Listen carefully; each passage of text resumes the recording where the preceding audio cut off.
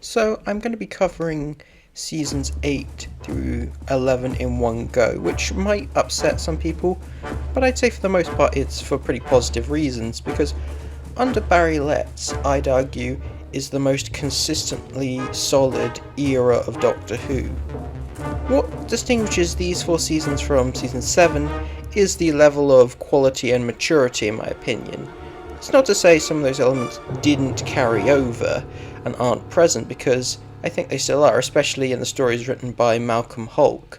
We're still getting mature and compelling alien characters like the Draconians and Sontarans.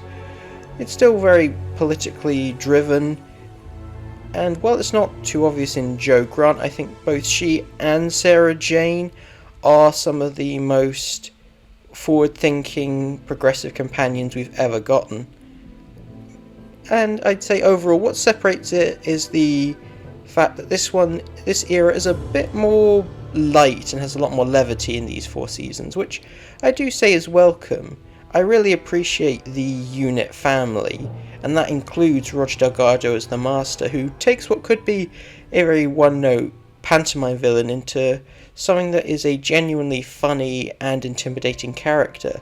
It's one of the few incarnations of the Master that I buy the former friendship between him and the Doctor, though I do say what makes me struggle to revisit this era is some of the levels of consistency resulting in a degree of formulaic storytelling. It's why I appreciate that they eventually phased out the Doctor's exile, because the unit stories can get a bit repetitive and have a few story loops.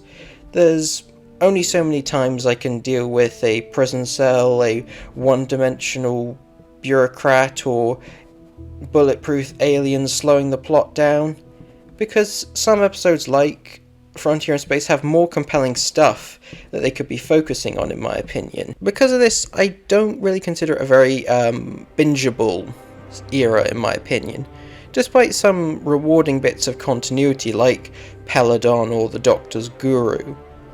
Some interesting things that I have noticed is how, despite the progressive nature of the companions, I do think the Doctor can go a bit back and forth, which I do think works for this particular incarnation given the situation his exile has put him in.